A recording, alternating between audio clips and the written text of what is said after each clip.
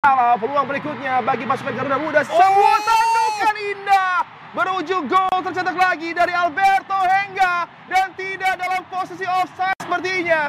Alberto Henga sejak awal laga menjadi outlet yang sangat mengancam di backline Yemen dan sentuhan luar biasa dari sundulan indahnya membuat pasukan Garuda unggul. Indonesia untuk pertama kalinya lolos ke Piala Dunia U17 tanpa jalur tuan rumah.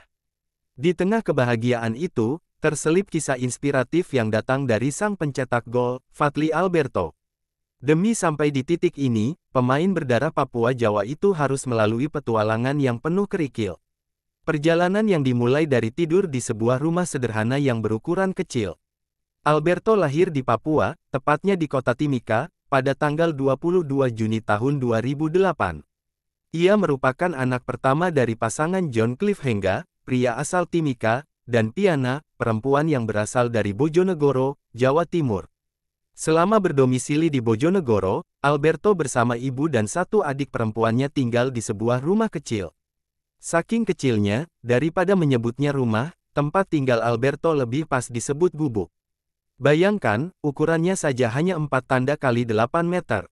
Bangunan itu dibangun dengan papan kayu, beralas tanah, dan atapnya menggunakan seng. Bangunan itu berdiri di atas lahan milik perhutani. Dilihat dari depan, rumah Alberto tampak seperti warung kopi. Karena tinggal di lahan milik perhutani, keluarga Alberto mesti membayar sewa. Dan walau mengeluarkan ongkos sewa, masih harus bersiap andai digusur. Pemilik lahan bisa menggusur bangunan itu kapan saja. Hidup melarat tak lantas melenyapkan impian, cita-cita, keinginan, hasrat setiap anak. Begitu pula Alberto. Hanya saja, ada anak yang punya privilese, sehingga mungkin tak perlu bekerja terlalu keras. Tapi Alberto jelas mesti bekerja berkali-kali lipat lebih keras. Asa dan tekad yang bulat wajib dimiliki, dan itu yang menjadi bahan bakar dalam diri Alberto.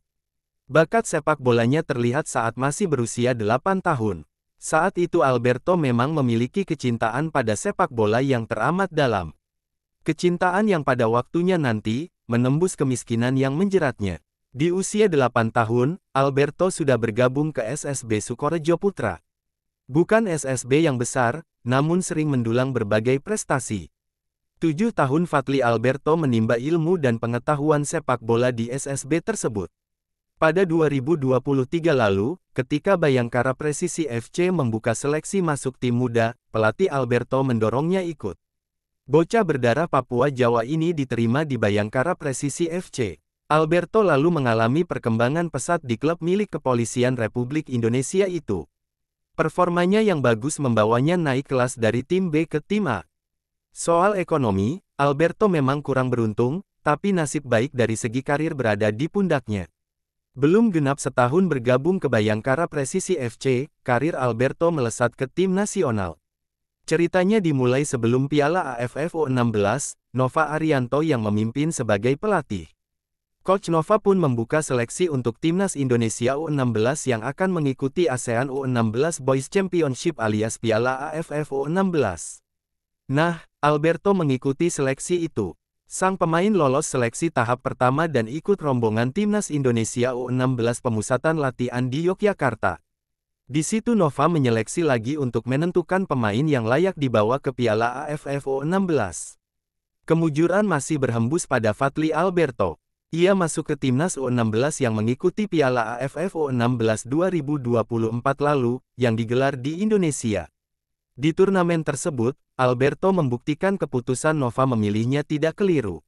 Bocah kelahiran Timika itu turut menjebol gawang Singapura dalam kemenangan 3-0 di laga pertama.